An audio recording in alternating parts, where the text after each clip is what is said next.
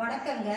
நான் ஒரு நீதி, அதாவது உங்க மனசுல யாருக்கோ கெடுதல் நினைக்கக்கூடாது, தீய எண்ணங்கள் வரக்கூடாதுன்றதுக்காக ஒரு சின்ன குட்டி நீதி கதை ஒன்று நான் உங்களுக்கு சொல்றேன். அதாவது துரோகம்.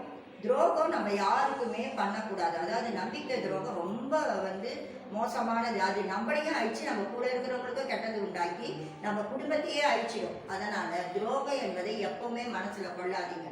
இதுக்காக ஒரு சின்ன கதையை உங்களுக்கு சொல்லி அதை நான் உங்களுக்கு புரிய வைக்கிறேன். 2 பேர் ஃப்ரெண்டா இருந்தாங்க. ஒரு கிராமத்துல 2 பேர் ஃப்ரெண்டா இருந்தாங்க. அதுல பாபுன்றவன் நல்லா சம்பாதிச்சு நிறைய வீடு நிலம் அது இதுன்னு வாங்கி வச்சிருந்தாரு. ஆனா சோமுன்றவன் எதுவுமே இல்லை. அவனுக்கு ஒரு வீடு மட்டும் இருந்தது, ஒரு சின்ன நிலம் இருந்தது, அதை வச்சு அவன் கொண்டாடி பிள்ளைங்க வச்சுன்னு வாழ்ந்து வந்தான். இந்த பாபுன்றவனுக்கு ஃபாரின்ல வேலை கிடைச்சிது. அவன் ஃபாரினுக்கு கிளம்ப தயாரானான். அப்ப இதெல்லாம் யார்கிட்ட விட்டுட்டு போறது அப்படின்னு நினைச்சான். அப்ப அவன் ஃப்ரெண்டு சோமு ஞாபகம் வந்தது.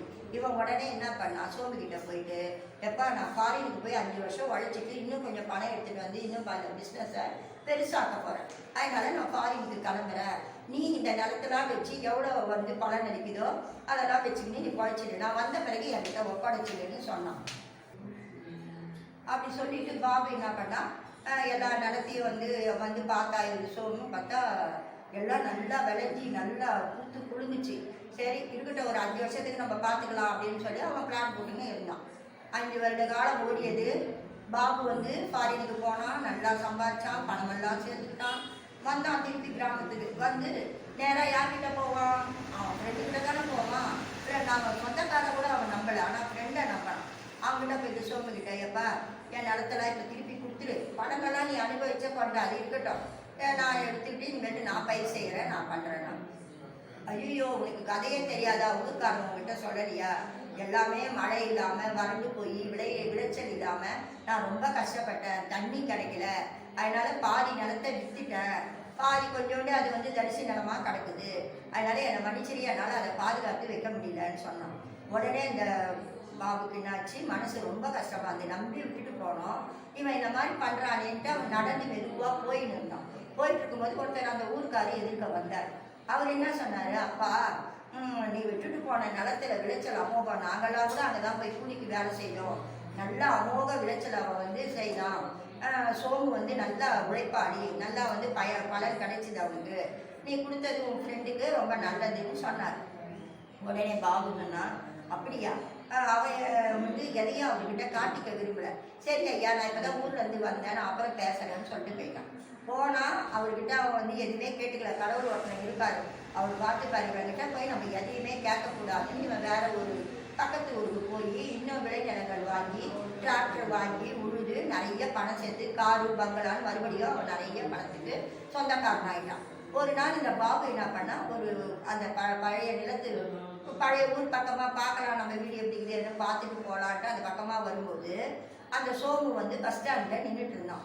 எப்படின்னா கிழிஞ்ச உடை அணிஞ்சிக்கிட்டு ரொம்ப அப்படியே நலிஞ்சு போய் நின்றுட்டு இருந்தான். ஆனா இவன் அந்த பழைய பகையை நினைக்கல. நேரா போனான், வண்டியை கிட்ட எடுத்துட்டு போய் நிறுத்தோட, யார் கார்ல நம்ம கிட்ட நிக்கிறாங்க அப்படின்னு பார்த்தான். அப்ப ஐயோ பாபுவா அப்படின்னு சொன்னான். அவன் மனசு உறுத்துது, ஐயோ நம்ம இவனுக்கு துரோகம் பண்ணிட்டோமே அப்படின்னு. அப்ப அந்த சோமுவை பார்த்து அவன் கேட்டான், வா வண்டியில ஏறிக்க, நான் புதுசா வாங்கியிருக்கேன் காரு, நம்ம போலாம் வா, நம்ம போயிட்டு நீ எங்கடா சுத்தி பார்த்துட்டு வரலான்னு இருக்கிறான். நான் ஏறலை, இவன் மனசு உறுத்துது, இவன் தான் துரோகம் பண்ணிட்டான் அவனுக்கு, அதனால யார் மைட்ட பாபான்னு கூப்பிடான். ஆனாலும் அவன் செய்த துரோகத்தை அவன் சொல்லவே இல்லை. ஆனா இந்த சோமு இவனுக்கு துரோகம் பண்ணதுக்காக கடவுள் என்ன பண்ணாரு, இவன் இந்த பலனெல்லாம் பணமாக்கி அதை நிறைய பேர்கிட்ட குடிச்சு வச்சிருந்தான்.